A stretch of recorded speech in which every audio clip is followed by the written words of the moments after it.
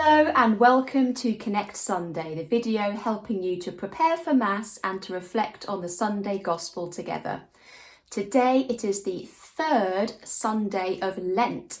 We're almost halfway through Lent. Next Sunday is our Pink Sunday, the fourth Sunday, but today is the third Sunday of Lent. And we are looking at Luke 13, 1 to 9. So in the second half of our Gospel today, we have this image of a fig tree that's not doing very well. It's not producing any fruit.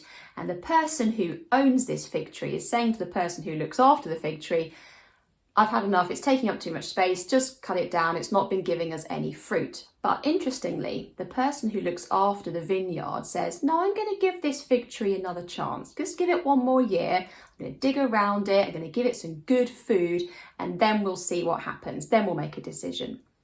So to me, this speaks to me a lot of patience. It speaks to me of God's patience with us, but also makes me think about my own patience with how I'm doing in my prayer life or with my connection with God. So we're a few weeks into Lent now, aren't we? I said we're almost halfway. So I wonder how your Lent is going so far. Did you think of loads of things you're going to either give up or do, or special things you're going to be doing in Lent? And maybe some of them, like me, you haven't been so good at. And so we get to this place in Lent and we think, oh, shall I try them again? Shall I think of something different?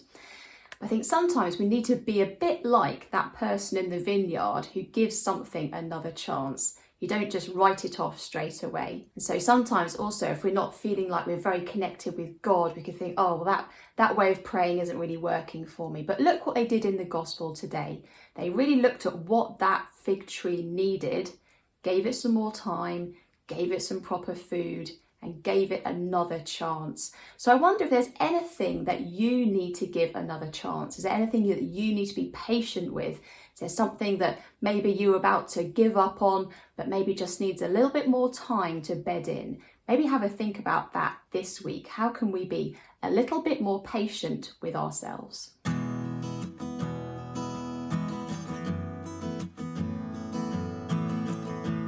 Okay, it's time for our question of the week. And this week our question is, how old is God? Now this is a great question, isn't it? Because it makes us really think quite hard about who God is and where God might be. Because we've talked before about God working outside space and time as we know it. We can be in one place at one time, but God can be anywhere, anytime. And God works outside our dimension.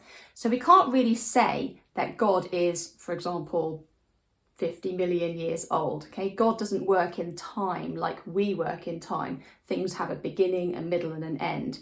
God has been around forever and ever and ever. So we can't really say how old is God, like we can say how old I am, I can say how old you are. God is working outside time and space as we know it. So if you have a question for Question of the Week, please send it to me, colorandshapeonline@gmail.com, and I will find you an answer.